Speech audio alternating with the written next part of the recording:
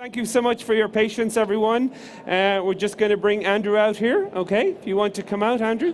And are you going to stand up or sit down? I'll stand up, I think, if that's okay. Okay, so we have a microphone working. Hello, Seems hello. good, seems good. And let's check the... do those slides look familiar? Yes. Brilliant. And do one forward and see, does that work? Okay, it does. Right, I can't do any more for you. Thanks, Joe. Okay, gentlemen, it's 6 o'clock in the evening and you're all tired, but there's only two things to go. So I'm only going to ask you for two more welcoming round of applause. So a big Madrid welcome, everyone, to Andrew. Thank you very much. Thank you so much. Thank you, Joe. It's been a tough day. Thank you very much. I really appreciate you coming along to listen to this little discussion. This is the first time I've given this presentation. I've decided to look at what success looks like when corporates and startups get together, because we've had a lot of people talking about why it's a great idea and how you should do it and the ways you could do it, and we've been doing it for about 6 years. As I said, we're called the bakery, but we're not a bakery. We love croissants and pastries, but what we do is we scale and start incredible new businesses, and we do that with corporations. And so what I wanted to talk a little bit about today was how that works for both parties and what you should think about. And I don't know how many people here are corporates, how many people are startups, but look, I'm guessing that we're all quite interested because we're in this room here today. So that's what we're going to talk about. We have done this for some of the world's biggest corporations, companies like GlaxoSmithKline, Procter & Gamble, Google. Everybody wants to innovate. We've been seeing lots of companies here, large corporations, saying it's a really good idea to innovate, and a lot of them are saying, well, we need to work with the startup ecosystem, we need to get more agile, all of those kinds of words. But what does that really mean? And what does good look like when you start talking about how do startups and corporates innovate? So I'm going to talk a little bit about why this is even a problem. Why is there a company like the bakery and many more companies around the world that are trying to figure out how to make this happen? Well, the real reason, and it doesn't matter what they say, the real reason is that corporate innovation, the way that corporate innovation happens, isn't fit for the world that we live in today. And that's why most corporates are trying to get involved with this thing. They're probably on some part of a journey, doing some kind of learnings, or there's some part towards innovating or changing the way they innovate. And it seems, doesn't it, that entrepreneurs and startups seem to be able to build better products and services faster. And there's a whole bunch of reasons for that. They don't have the compliance elements. They can focus on one small area and grow and see if it works. There's a whole bunch of reasons why that happens. Now, both of these things are true, but they're also both false. The reality is that corporates do innovate a lot. They've been doing it, for a long time. Drug companies make new drugs all the time. They write new patents. They do it with universities, all of that kind of stuff. And entrepreneurs do build great things, but we only hear about the successes. There's a huge number of failures in the entrepreneurial process. And as you know, corporates hate failure. They're very risk averse. So, it's a really interesting thing. So how can we make these two worlds work better together? And that's why the companies like the bakery exist. I talked a little bit about a journey of corporate innovation, and we try to look at what corporates do when they innovate, when they start thinking about it. And it's quite interesting. I was listening to a few of the presentations or panels earlier on, listening to some of the corporates saying, well, we're learning, we're trying to figure out what this is. And the reality is, they tend to go on a journey like this. The CEO says, we need to be more innovative. Tell everyone to be more innovative. Think of new things to do. Our partners aren't doing it. Let's send everybody to Silicon Valley. It must be great over there. That's where innovation happens. And they tell people to be more innovative. And then sometimes what they do is they put up a web page. They say, send us your innovation ideas. Maybe they have a tool or a platform or a piece of software, and they get everybody around the company to suggest new ideas. Maybe they run a hackathon and get new people to come in and build ideas. And they realize there's all these ideas, but there's no way of executing any of them. And then all the ideas die, don't they? Nothing happens. A graveyard of ideas. And then what they do is they go, I know what we'll do. We need a CIO, a Chief Innovation Officer. Let's put somebody in, head of innovation, normally somebody that probably has been at the company for ages, doesn't fit into any other role, but too valuable to lose. And let's give him a little budget, just enough money to fail, so that way we can say, well, it's his fault. We're doing something, and we've got to go and talk to the innovation guy. And of course, everybody in the company goes, thank God, we've got somebody who's doing it. It's not my responsibility. They abdicate responsibility to this person. And then the innovation guy will say, we need a lab. We need a funky space. We'll create a room with VR headsets and all sorts of sofas and that kind of thing. And we'll do innovative things. And sometimes they build great technologies in those labs, but then they try and get them to be adopted back in the corporate, and it gets rejected. It's like tissue rejection. Corporates are great at rejecting ideas. And then often what they'll do is they'll create an accelerator, maybe a corporate accelerator, maybe they'll partner with an accelerator, because that sounds like a good idea. And then after a couple of years of doing all these things, the CFO says, look, we've spent $4 million, and what have we got? We've got, an investment in a laundry company and a couple of case studies of marketing, but really this isn't changing anything. So what does success look like? What is the right way for a corporate to do this? If none of this is working, and most companies will go through this process or something like it. Anybody recognize any of this, by the way? Yeah, a few people, good. Well, the first problem is, what does innovation actually mean? And I've got to apologize because we use the word innovation all the time. It's an English word. I think it stems from Latin, so it's probably your fault, actually, everybody here. And it means different things to different people. That's the problem with the word. It's a terrible word, really. It doesn't mean anything. What does it mean? So what we tried to do is break it down. What does innovation really mean? It means fundamentally three different things, particularly to corporations. The first thing is R&D. It means make new things, make new products, change the way they look, add products to them, make new services that I can sell through my corporate machine. So that's R&D, and typically corporations are pretty good at that. They've been doing that for many years, and they have R&D departments, and they know what it looks like. They just need to do it faster and better. And then we have something that we've called incremental innovation. This is, how can I make my company better? How can I do more with less? How can I make my machine, my corporate machine, more efficient? How can I teach my people to be better, keep them longer, reduce the number of them and improve their performance? All of those kinds of incremental things that corporates need to do. So efficiencies, those kinds of things. And again, corporates are not great at this. They're very stuck in their ways. They think it's always been done this way, can't be done any other way. And lots of startups operate in this space, making efficiencies for things better, making things faster and better.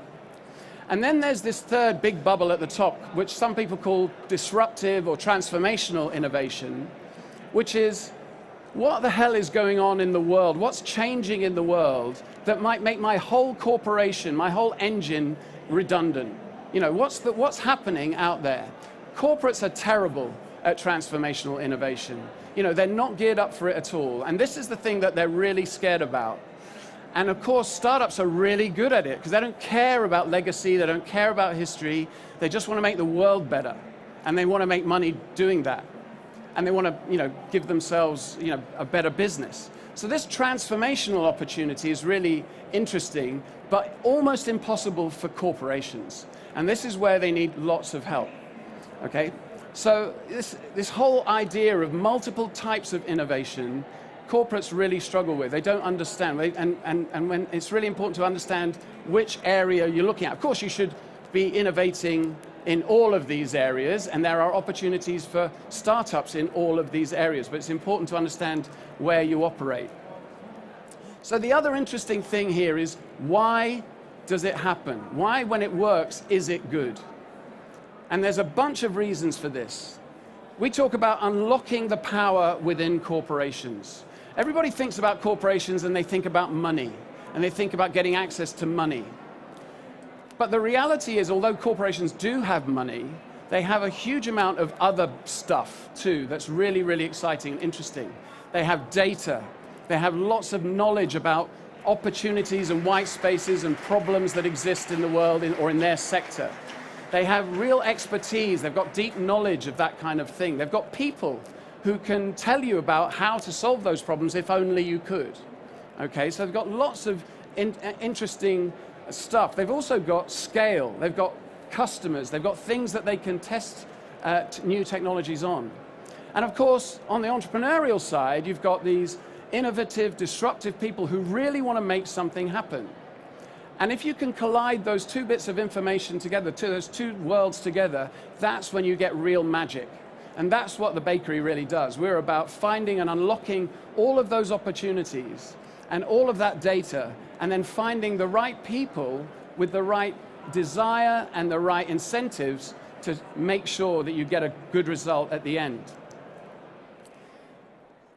And we're here in Madrid, and of course there's an amazing entrepreneurial ecosystem here in Madrid and in Spain. You know, there's lots of stuff going on in Valencia, lots of stuff going on in Barcelona.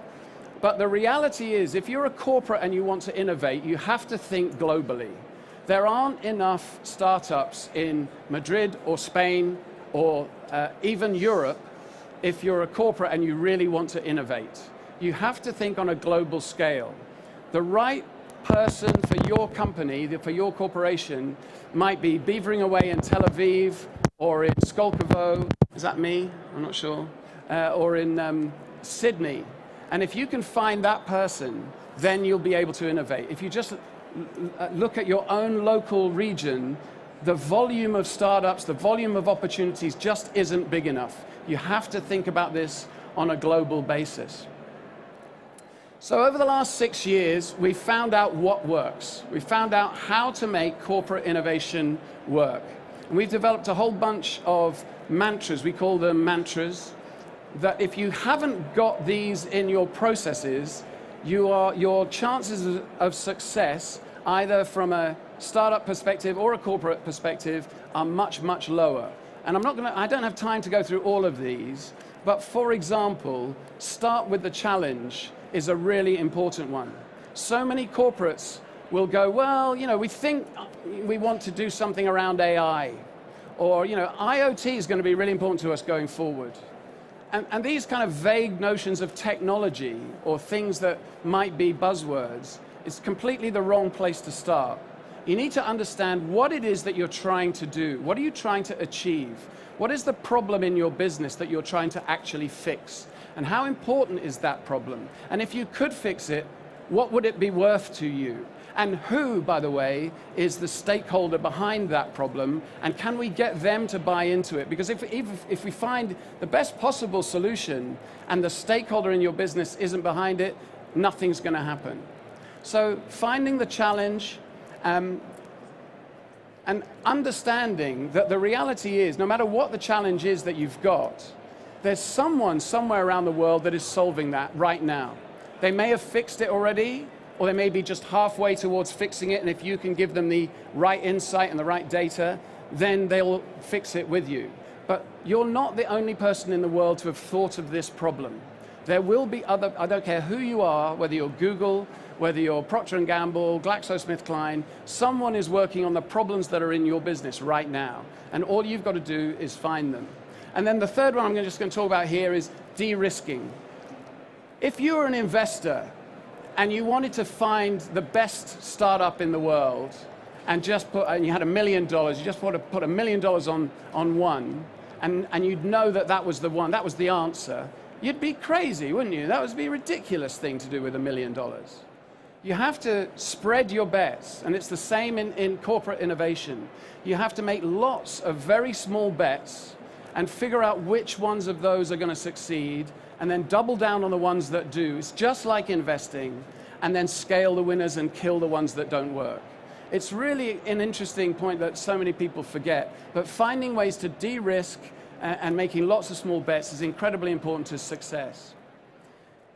So this is the main point probably of my presentation, which is if you want to succeed, if you want to get to whatever success looks like, we'll talk about that in a minute, what do you need to do first? You need to figure out what that looks like for you.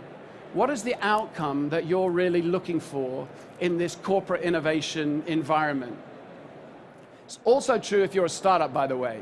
If you're wanting to work with corporates, why? What are you trying to achieve? You're trying to get investment, you're trying to prove your model, you're trying to get revenue. All of those things are really important, but particularly for a corporate, what are you looking to achieve? With corporate innovation, you do a whole bunch of things. You get marketing benefit, you can change culture of your business, you can actually find innovation that saves you money, you can invest in startups and get a portfolio of startups, you can show the world that you're forward-thinking and more agile, but all of those things are true. But what are the things that really would work for you? Let's work out what your most important thing is. Is it, solving problems? Is it, supporting the entrepreneurs inside your business to help them scale, challenges or maybe build new businesses before they leave and create their own startup? And depending on what the result is that you want, then you need a different approach to the kind of innovation that you're going to implement. At the bakery, we have 4 different approaches, 4 different programs. We call them Partner, Start, Accelerate, and the Always-On Investment Radar. And then you can combine those approaches and create something that we call an Edge program, which is a kind of mix and match that fits you. And all of those different approaches will actually drive different outcomes. Some will give you more marketing results, some will give you more cultural change results, some will give you better solutions to actual problems and real innovation and cost savings. So it depends what you want to achieve. And if you don't know why you're doing it, frankly, you shouldn't be doing it because it's a waste of money and a waste of time. How we do this, and this is the key to that de-risking thing. What we actually do is we create something that we call an opportunity engine. We will work with you to understand not just one challenge, not just 2 challenges or 3 problems in your business. We'll try and find hundreds of challenges inside your organization, dozens of opportunities for you to innovate. And, a huge number of people in your business, stakeholders around your business that are ready to innovate. And we call those opportunities. These are the challenges. These are the problems that exist in your business. And then each of those challenges and opportunities will have a different characteristic. Some will be problems you just want to fix, solve, scale, and move on. Others will be things that are really crucial to the way your business moves. They could be a competitive advantage or a real differentiator or a disruption possibility. You might want to own part of that. You might want to invest in startups that are building those solutions. You might want to create your own startup from scratch with innovators from inside your company colliding with entrepreneurs from outside your company and build a whole new business because it's so important to you, that particular challenge. So we will find all of those opportunities and we'll run them through different processes to allow you to get the best possible results. In order to do that, you need to work with every type of entrepreneur out there. We're not talking about, and the other problem with this whole conversation is the word startup. What does startup mean? Is it 2 guys? Is it 25 guys? Is it 100 people that have already got $25 million of investment? So the real answer is, in order to achieve what you want to achieve, you have to have a model that works with every different kind of entrepreneur out there, whether they're somebody just with an idea that wants to help you, or whether they're an early stage business, or whether they're quite a late stage business that you just want to partner with. When you do that, then you build a multi-layered, always-on program of innovation that resonates across your entire business. This isn't an accelerator. This isn't, an incubator. This is a complete corporate innovation program that addresses every challenge in your entire business and involves everybody inside your business at different levels and interfaces you with the whole entrepreneurial ecosystem. Whether they're early stage developers or whether they're late stage businesses, you can build a complete program that drives innovation across your whole business. And what does that mean? You remember this slide right at the beginning? Well, where are we going to? What does success look like? It's a long-term strategic approach. It allows you to identify the real priorities and partners that you need to work with. It drives innovation across every part of your business. It makes everybody inside your company an innovation person. It makes the head of supply chain management, the head of HR, the head of sales, gives them a set of tools to innovate with. And it gives you a complete return on investment. And that's what success looks like in our view, and that keeps you ahead of the competition and allows you to keep developing. If you do that, you get innovation around the edge of your business in every department. It innovates speed and at volume across your business. You get a real measurable return on investment. You drive cultural change. You get things happening in a very different way, and you future-proof your entire corporation. And you're working with the whole entrepreneurial ecosystem to do that. I know this is a really unusual approach, but it's the one that works, and we're finding some of the largest corporations in the world getting real measurable results with this kind of approach. And startups are really keen to work with corporates that think in this way. So I really thank you very much indeed for your time and your attention, and I'd love to chat with you over a beer and answer any questions you might have. Thanks very much indeed.